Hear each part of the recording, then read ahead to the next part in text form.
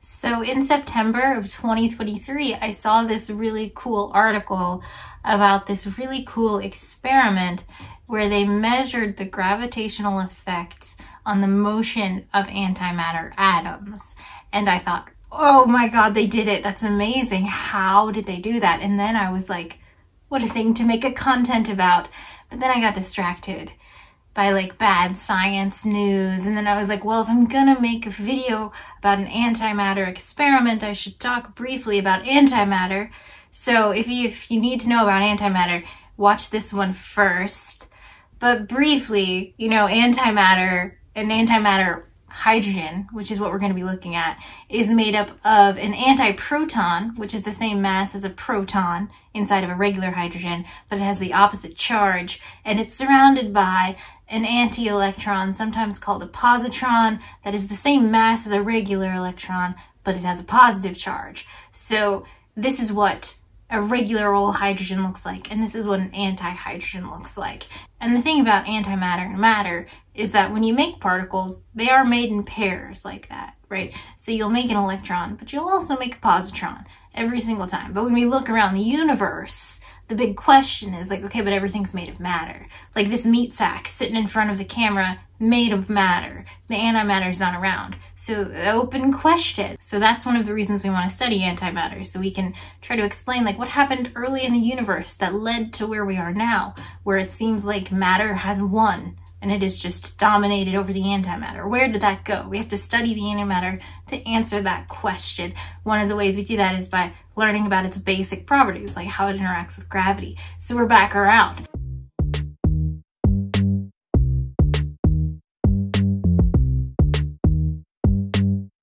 So you might have seen this paper and said, why would they measure that? Of course antimatter falls down. What a silly thing to measure. Of course gravity works the same for matter and antimatter. Of course it does. Why would you spend, presumably conservatively, hundreds of millions of dollars at CERN measuring the fact that antimatter falls down? Of course it falls down. And I would like to answer that question of why would you do this with 3 very specific reasons from 3 different experiments. It's a framing of a video. So the first reason why you would do this, why would you measure antimatter falling down? Of course it falls down, is because like you kind of just have to check, right? What if it didn't? You have to check. That's my favorite kind of experiment. Like, is this gonna happen the way we expect it? Yep, it did. So the year is 1957. They're doing a conference, you know, with physicists about particle physics and all the stuff, like your post-World War II style of physics. And Bill Fairbanks, American physicist, was there, and I think he was just a student at the time. And in the session on antimatter, the session chair, Bryce DeWitt, says this: nothing is known about the gravitational acceleration of antimatter. So this was just a statement of fact. At the time, in 1957, no one had measured how the very newly discovered antimatter interacted with gravity. And this just kind of wiggled its way into Bill Fairbanks' head. And he just kind of sat on that.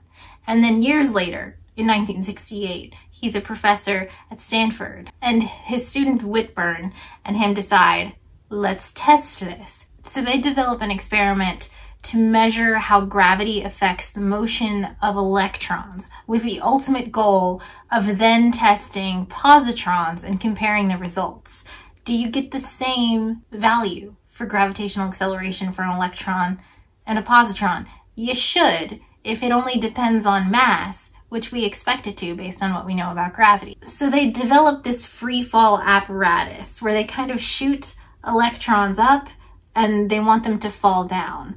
And they can put some like fields on it to try and supplement gravity in one way or the other, because of course electrons have charge. They will be strongly affected by any fields much, much more than they would gravity. So the idea is like, oh, we could do an artificial gravity type situation by putting an electric field around this and maybe comparing it with different values of the field, and maybe that would be a good proxy for measuring gravity, because gravity is orders and orders and orders and orders of magnitude weaker than the electromagnetic force. So if you're going to measure something like how a charged particle interacts with gravity, you need to have complete, accurate knowledge of every single electromagnetic field that particle is also experiencing.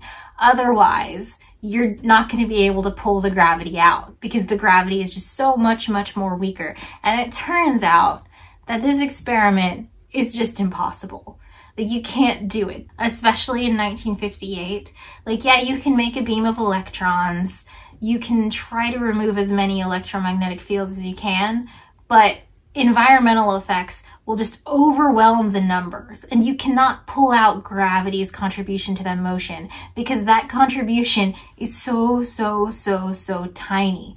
So the goal of measuring the gravitational effect on electrons and then comparing it to positrons never happened because they just couldn't do the experiment. Of course they got results, but they weren't confident that they had actually measured the value. So they published this Nature paper in 1968 and they're like, great idea, we just can't do it yet. And Bill Fairbanks kind of continues this work. He goes on talking about like why it's important to study the gravitational effects on antimatter particles. Like, what could that tell us? And of course, we don't know anything about it until we can measure it. And that's why we do the physics, right? To learn things. That's my favorite reason to do anything. Like, are you sure it's going to happen the way you think it's going to happen? The second reason, which will lead to our second experiment on like why you want to study what happens when antimatter interacts with gravity, of course it falls down, of course it does, is because we don't really understand gravity. I would put an asterisk on that. We have this wonderful theory of gravity called general relativity, and it makes all these predictions and it's always right, and we love to see it. However, on the smallest scales, like the Planck scale, we expect that our wonderful theory of gravity does not, well, I guess we don't expect it. We know that our wonderful theory of gravity, general relativity, will not match the results from our other wonderful theory, like standard model physics, standard model cosmology. Like you have your quantum mechanics and your QCD and all of this stuff that works really well. They just don't match on the Planck scale. And people don't like this. It's very upsetting for some people. And so they develop ideas like quantum gravity, which is just string theory. In order to understand gravity, we need to do experiments with it. We need to test what we think will happen in order to ensure that that's what will happen, or maybe something will be different. Maybe we will do a test on gravity one day and we get the unexpected answer, and then that will be a clue on how we can solve this big problem. So one of the things they test is the weak equivalence principle, which is a requirement of general relativity, which says that inertial mass and gravitational mass are the same mass. There's just one type of mass and they have to be the same, which means that every body will experience gravity the same way. Been known since Galileo, if things are in free fall and they are dropped at the same time, they will fall at the same rate and they will land at the same time. Their inertial mass is identical to their gravitational mass, but we have to test it.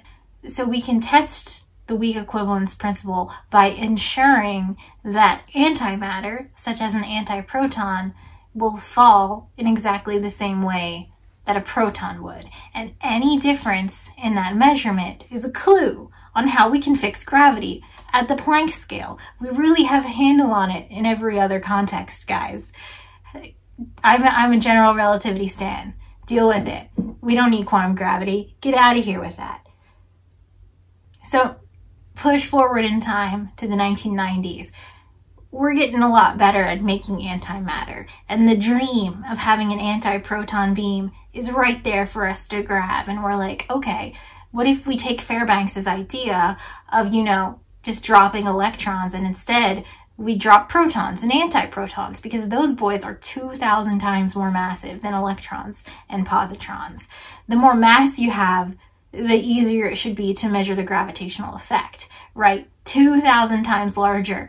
this is it. We're gonna do it. So I'm gonna read to you from a little conference proceedings that I found from 1990, and it's about an antimatter gravity project that was going to take place at Lear, or the Lear facility, which is at CERN. And they cite heavily Fairbanks's idea. What they plan to do is build a device that will shoot antiprotons up.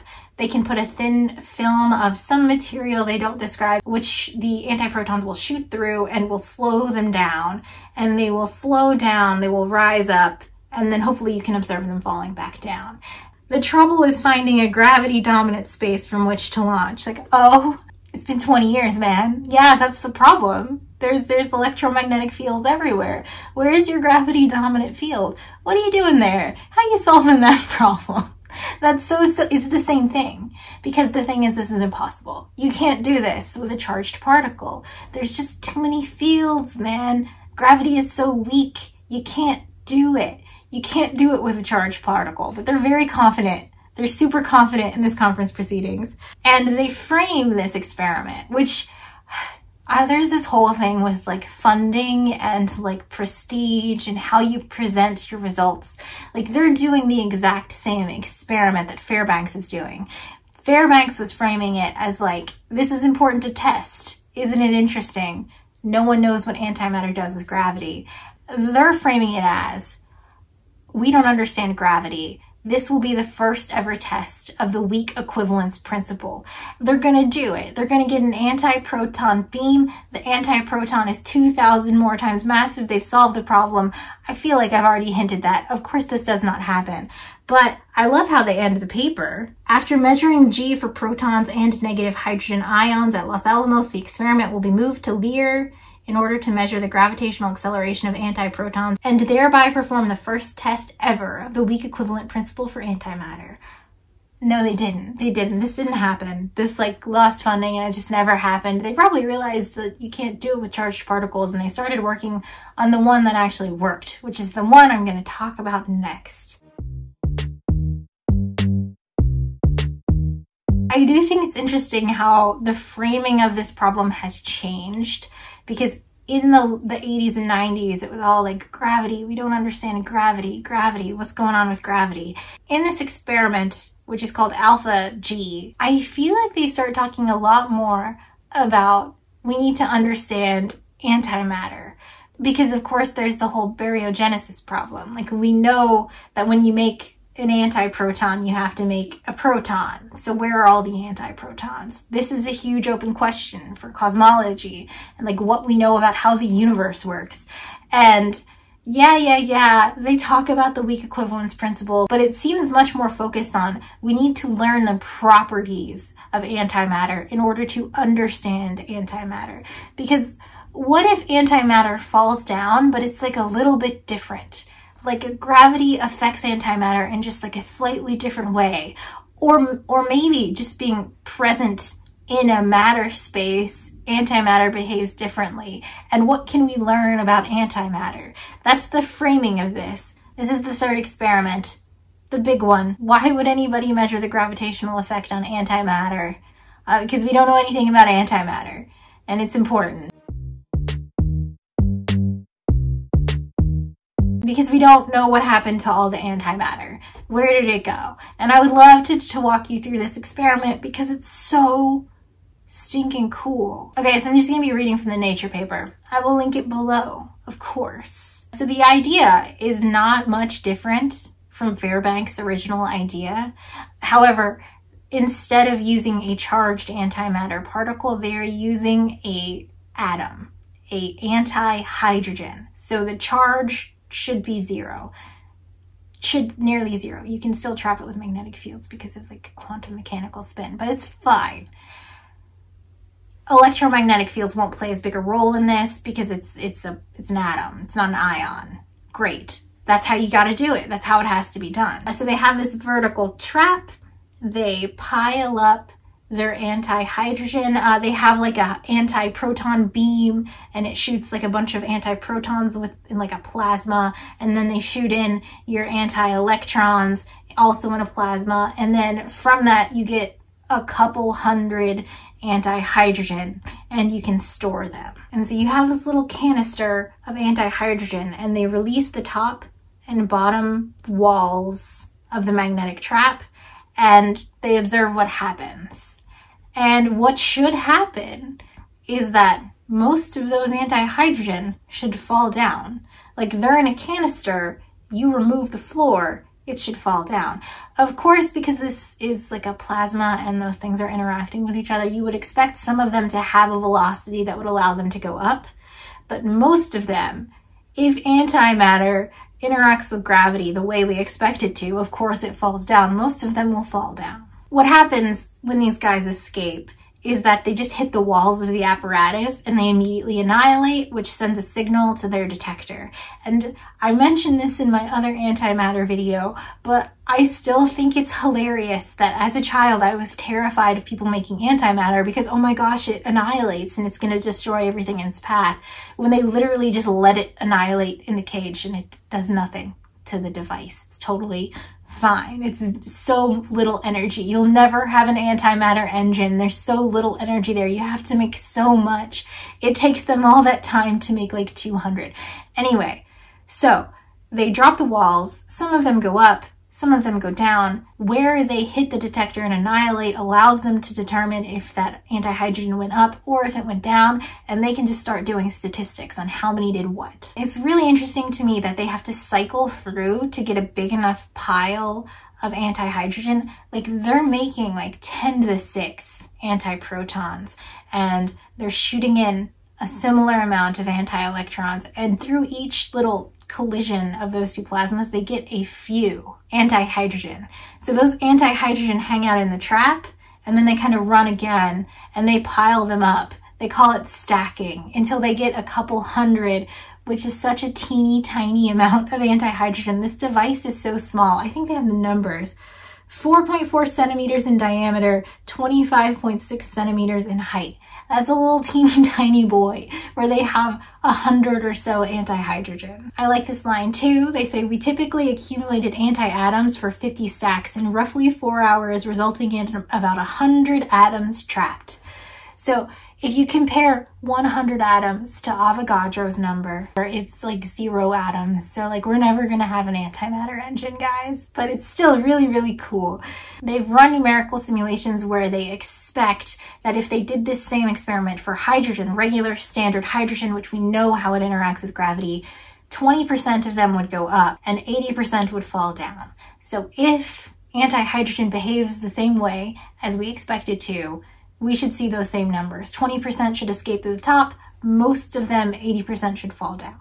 And they do this really cool trick where in addition to just running like standard gravity, they can put in magnetic fields that will apply an upward or a downward force on the anti-hydrogen. So they're like, okay, if in a normal situation, 1G is pointing down, we can make a magnetic field that will apply a force that will push these particles up by 1G. In that case, you would expect half to go up and half to go down. And then they're like, okay, well, gravity is 1G pushing down. What if we put 10G pushing up?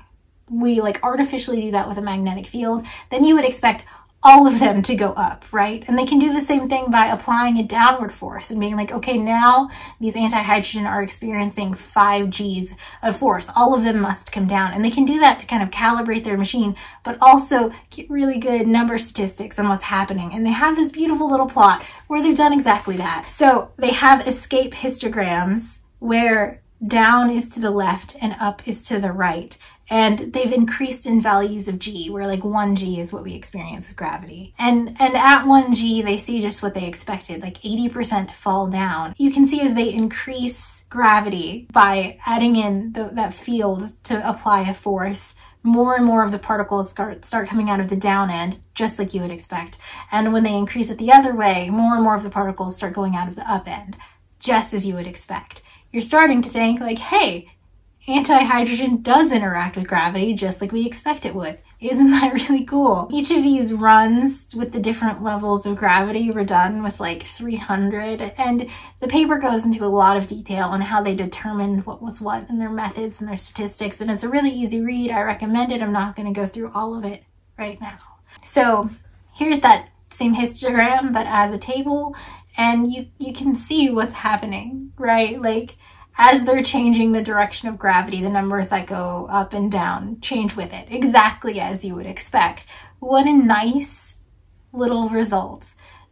Of course, antimatter falls down. And then the big plot of the paper is figure 5, where they're comparing their experimental data to what would happen if the anti-atoms didn't experience gravity, which is the middle line, to what would happen if they experienced gravity, just like regular atoms do, and then if they experienced anti-gravity. And you can see that the data fits really nicely with they experience gravity. Let me read it to you. Qualitatively, the experimental data in figure 5 exhibit the behavior characteristic of gravitational attraction between antihydrogen and the Earth. At a bias of about plus 3g or minus 3g, the anti-atoms exit predominantly at the bottom or the top of the trap, as the magnetic imbalance is significantly larger than g.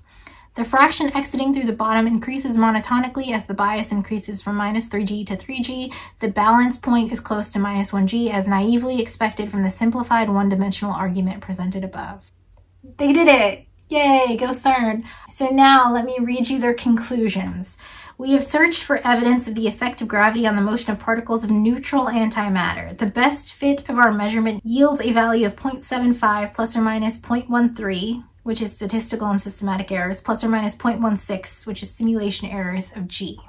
So I just want to make a little comparison for what we know about hydrogen and then what we know about the antihydrogen now. And these numbers, even though the error bars on one is a lot bigger, are the same number. So antimatter falls down. Of course it does.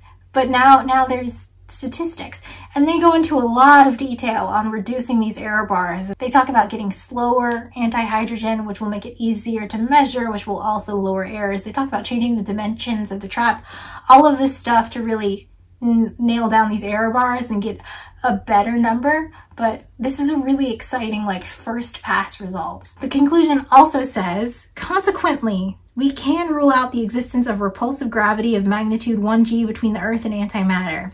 The results are thus far in conformity with the predictions of general relativity. Hell yeah. General relativity. You've never been wrong, man. Keep getting it. Our results do not support cosmological models relying on repulsive matter, antimatter gravitation. So there is a cosmological model that suggests that if antimatter follows anti-gravity, like repulsive gravity instead of gravity, it could explain all of the dark energy and all of the dark matter. And it's kind of a fringe theory, but they say they've ruled that out. I think that's what they're referring to here. They also talk about how in the future, when they do try to like lower the statistical error in order to get a much stronger number, they are going to do it so that they have a stringent test of the weak equivalence principle. So it's kind of also back to gravity.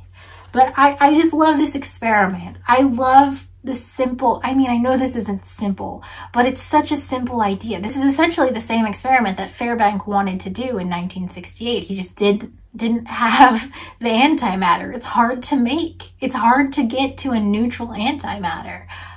And here we are in 2023, and they did it. They did it. Of course antimatter falls down. Of course it does. Listen, CERN, I know that you're some of the best experimental physicists in the world, and I'm just a theorist, and this is not even my field of expertise, but if I had one critique, I wish you would have done this experiment with hydrogen.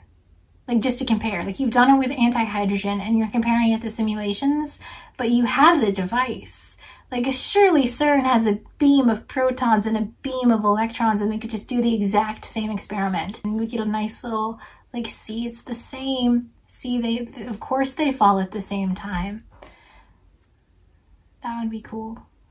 I love how they end this paper. Formerly the subject of countless thought experiments and indirect inferences, the motion of antimatter in the gravitational field of the Earth finally has a sound and promising experimental foothold. Nice. What a nice experiment. I love this paper. I love this result.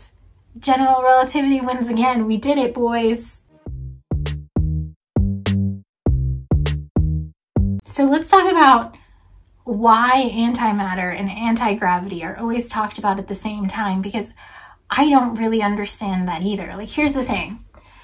You have the standard model of particles, like your protons, your neutrons, all that good stuff. And as I talked about in that other video, in 1928, Dirac has this theoretical result where he's like, you guys, there could be antimatter. And then 4 years later, it's like, oh, here's the antimatter. So you have the standard model of particles, and then you have the antimatter particles with a little bar, right? Great.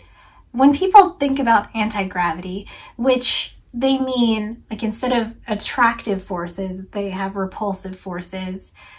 I don't understand why they expect antimatter to be the one that follows anti-gravity.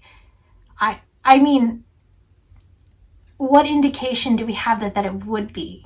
Of course, because gravity is not in the standard model, but whatever. But I always imagined it when I heard about anti-gravity, like before I studied physics and realized that, of course, there's no anti-gravity, whatever.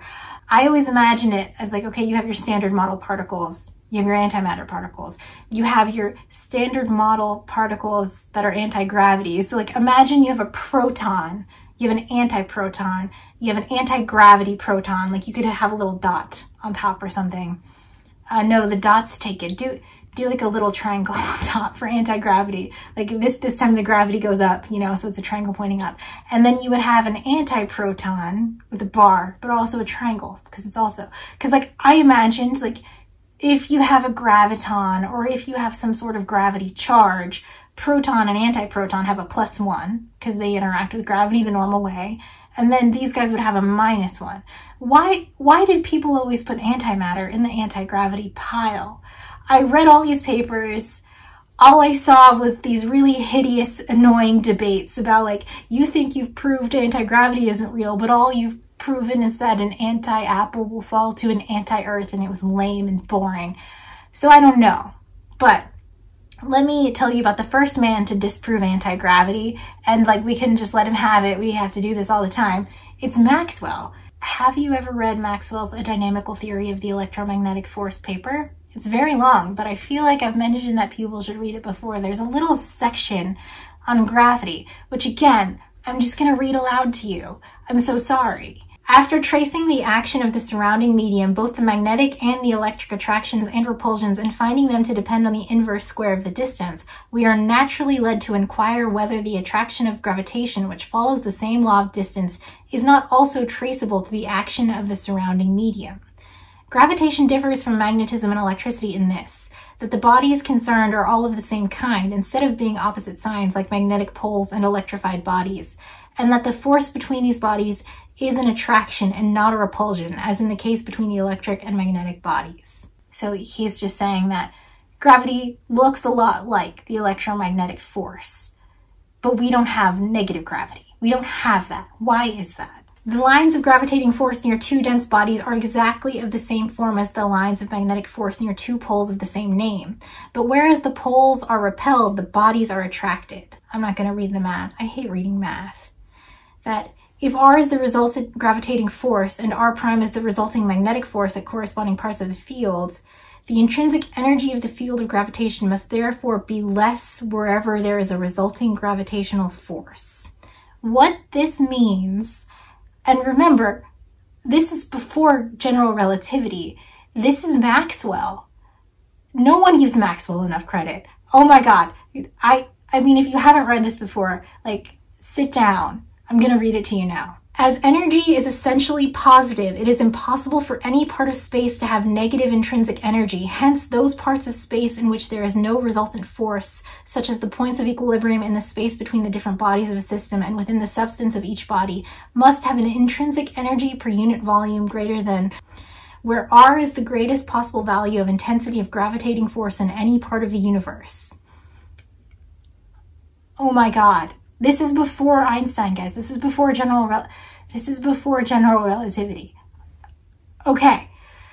The assumption, therefore, that gravitation arises from the action of surrounding medium in the way pointed out leads to the conclusion that every part of the medium possesses, when undisturbed, an enormous intrinsic energy, and that the presence of dense bodies influences the medium so as to diminish this energy wherever there is a resultant attraction. Guys, he said that gravity is trapped in space. He said it. I've said this in a video before, but Maxwell died when he was 48, which is so young. And this is what he was doing just before. He would have done it. He was so close, but listen to the last sentence. As I am unable to understand in what way a medium can possess such properties, I cannot go any further in this direction in searching for the cause of gravitation. What a way to end that. Just like, here, let me just point out how general relativity works, and then like, I don't know. What do you think, guys? What do you think? And Einstein could think. Einstein standing on the shoulders of Maxwell. And then he just goes on to like, okay, now here's my theory about condensers. Brilliant. So Maxwell says that you can't have repulsive gravity. That doesn't make sense because of energy conservation. And people have been debating this for years and years and years. And there's some version of quantum gravity where like actually it doesn't break CPTs, or like it's fine, strings, and okay. But the reason people keep thinking about anti-gravity and antimatter at the same time, I do think is because of Dirac. Dirac did that thing where he was like, guys, antimatter isn't excluded. We can have a proton with a negative charge. It's right there in the math. And then someone found those things, right? So if you do a similar thing that I talked about in this video with general relativity, you can come to the conclusion that's like, general relativity doesn't say you can't have repulsive gravity. It could be there. It could be. Maybe it's the antimatter. It's the same thing, kind of, right? The difference, the huge difference, is that Dirac suggested, hey, maybe antiparticles, it's not allowed. And then we found the antiparticles. Like, maybe we could have repulsive gravity, maybe it's fine. But the thing is, we haven't done the second part. Like, yeah, it's allowed in the math, but you need an experimental verification. You need to find the anti-gravity. You need to observe it. You need to touch it and poke it with a stick. And we haven't done that. So there's no anti-gravity. It's just a little thought experiment that has not yet fruited anything. So why do people keep talking about it?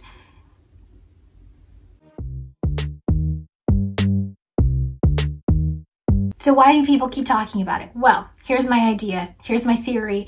Here's my tinfoil hat. So in the 50s, 60s, 70s, like you have this fabulous time where you're like, oh, the weak force, oh, the electro weak force, oh my gosh, renormalization, oh my gosh, you can't renormalize gravity, it's a problem, what about anti-gravity? And then like sci-fi authors started putting like anti-gravity devices, like, oh, what if you had an anti-gravity engine? And it's in Star Trek and Star Wars and stuff. And that kind of got seeded in people's brains as like a thing that was possible, even like, no, it doesn't even make sense. And then you have like crackpot theories about anti-gravity, and there's a whole bunch of conspiracy theories about like, don't you know this physicist in 1954 discovered anti-gravity and she got secreted away by the government, and there's like another guy from a different country and the same thing happened. And it's just like, if it was so easy to find anti-gravity, people would do it all the time. Michio Kaku would have done it in his garage when he was a teenager. Like, no, it doesn't make any sense. What would that even look like? Like, if everything was repulsed by other masses, then everything would just be isotropically spread apart. It doesn't make sense. You would never find. It's fine. Because the thing is that, of course, antimatter falls down. Everyone expected it to fall down. Ask any physicist. So why? Why, when I'm so excited to learn about this result and I go to like the news, I want to say a generous 50% are like, they did it, antimatter falls down, and the other 50% are like, scientists baffled, scientists schooled again. And it's just like, no, we knew it was gonna fall down. Of course it falls down. My favorite, and I mean least favorite, is this one from some website called Futurism, where they say scientists disappointed to find that antimatter falls when you drop it. They're disappointed. What? They just did an amazing thing. They just did an amazing thing that was like a little seed of an idea in someone's brain in 1957, and then they started doing the experiment in 1968, and now it is 2023, and they did the thing, and it's amazing. And you think they're disappointed? Who wrote that headline? What the fuck? if you actually read this article, there are lots of quotes. Like he says, the bummer news didn't exactly come as a surprise. Then there's a quote from a physicist at Berkeley, and he says, if you walk down the halls of this department and ask the physicists, they would all say this result is not the least bit surprising. Yeah, of course antimatter falls down. Why would they be disappointed? It doesn't make any sense. This article is just like, if antimatter didn't succumb to the effects of gravity, we could theoretically create a perpetual motion machine. Oh yeah? Well, if friction didn't exist, we could also make a perpetual motion machine. If magic existed, we could make a perpetual... What are you talking about? What? You think the people who spent the last 30 years getting funding and setting up an experiment and running tests and training students are like, oh man, we can't make a perpetual motion machine now. All we did is this fundamental measurement. Oh man, I'm so disappointed. I hate it. I was trying to think of why someone would be disappointed with this. I'm not an experimentalist, I'm a theorist, and I do simulations, and like the standard way you approach it is like, I'm supposed to know the theory. I program the computer to do the thing I want it to do. I should know what the answer will be, right? Like I shouldn't expect the results. And if I don't know, I run a simulation and I open up the snapshot files and I'm looking at it and it looks totally different than what I expected. My brain doesn't go, oh yay, new physics. I trust what the computer says to me. No, my brain goes, man, I did something wrong because this is not what I expected at all. This is a problem, right? So I just imagine all the grad students who were working on this experiment and they get the data back and they're like, oh, thank God it does exactly what we thought. So we don't have to spend 2 more years trying to figure out all the things we messed up with the statistics or whatever. No one is disappointed with this result. This is amazing. It's kind of shitty. It's kind of shitty to take all this work and be like, oh man, sorry scientists, antimatter falls down. Of course it does.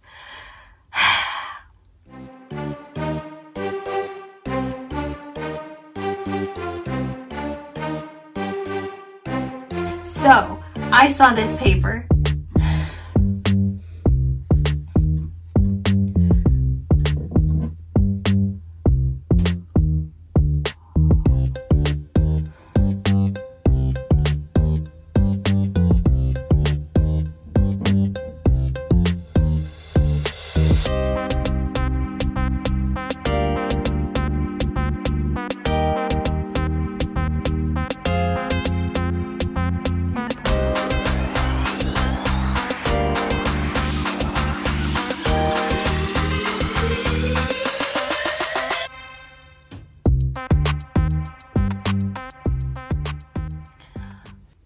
Okay, so in this paper, they mentioned something I've never heard of, the microscope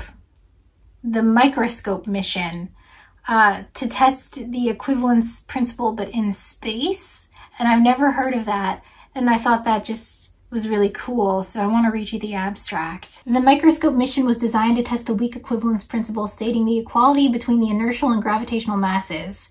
Its experimental test consisted of comparing the accelerations undergone by 2 collocated test masses of different compositions as they orbited Earth by measuring the electrostatic forces required to keep them in equilibrium. This was done with ultrasensitive differential electrostatic accelerometers on board a drag-free satellite. Doesn't that sound amazing? Oh my god, experimental physicists are so cool. The mission lasted 2.5 years, accumulating 5 months worth of science freefall data, 2/3 with a pair of test masses of different compositions, titanium and platinum alloys, and the last third with a reference pair of test masses of the same composition, platinum. They summarize the results, and they find that the weak equivalence principle holds. General relativity did it again, boys.